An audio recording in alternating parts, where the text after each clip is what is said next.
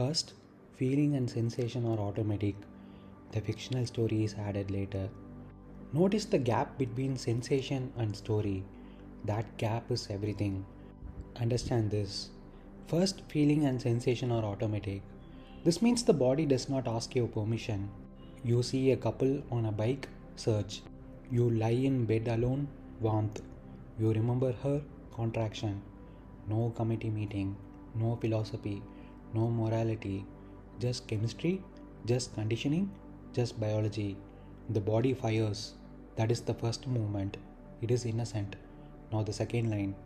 The fictional story is added later. Later does not mean 10 minutes later. It means milliseconds later. The body says energy.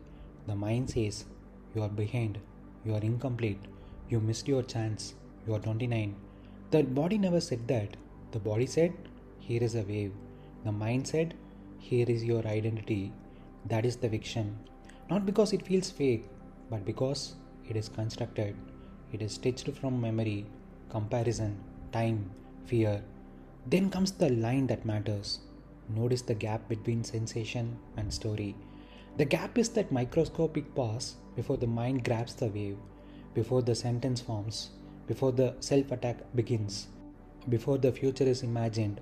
In that gap, there is no problem.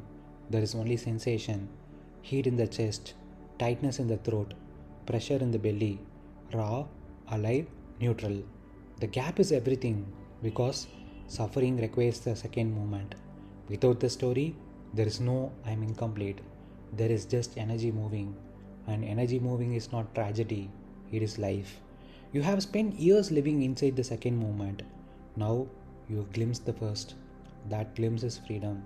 Not because the stories stop, they won't, but because you now see the story comes after. And once you see that, you are no longer fully hypnotized. You are not trying to kill desire. You are not trying to become detached. You are not trying to become superior. You are simply recognizing first the wave, then the narration. And you are not the narration. You are the space in which both appear. That space has never been incomplete. The wave rises, the story forms, the story dissolves, the wave fades. You remain. That is what I mean. And once you see it clearly, you cannot unsee it. Now we go slower. Not poetic, precise. First the wave. You are walking. You see a couple. Something moves in the body. A tightening, a warmth, a pull, a flash of longing. That moment is pre-verbal. It happens before language, before identity, before me. It is just nervous system activity, hormones, memory triggers, biology responding to stimulus. It is innocent. That is the wave. Then the narration. Milliseconds later, you are 29. You never had this. You missed something. You are behind. She is gone. You are alone. Now notice something carefully.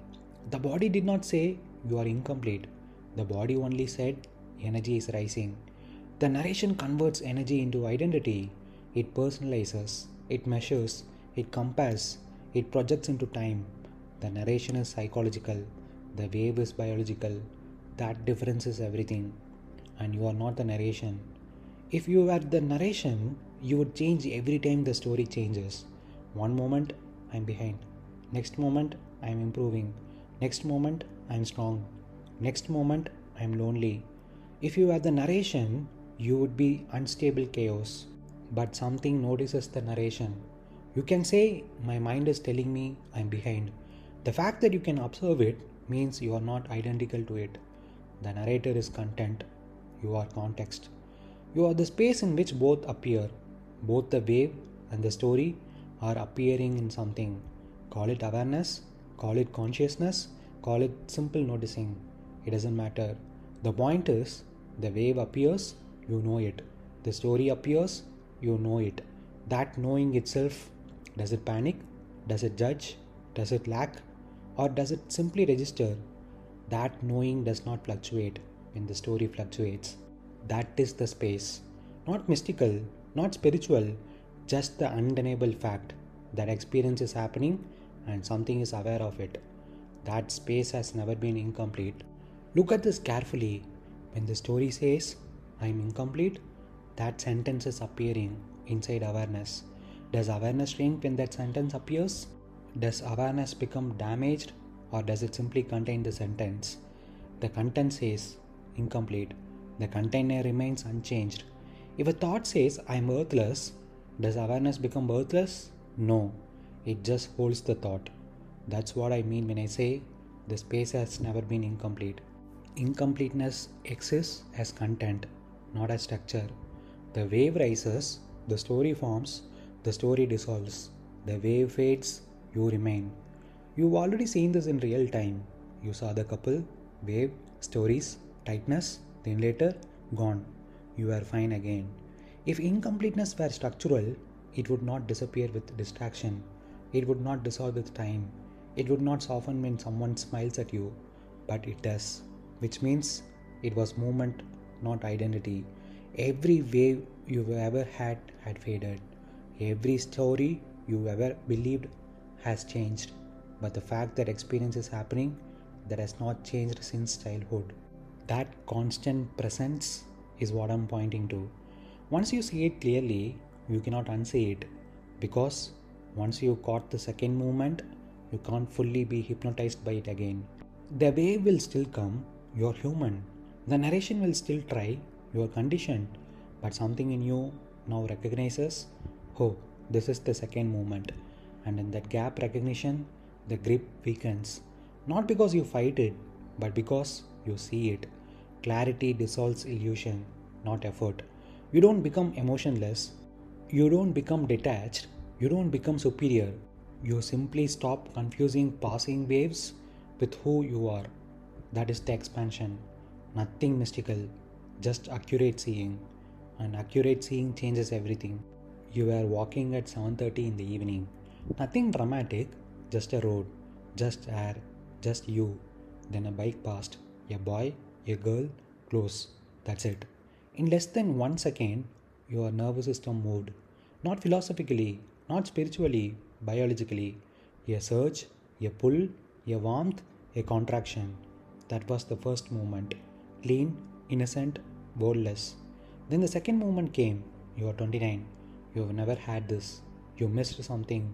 You are behind. She is gone. You are alone. 10 stories in one breath.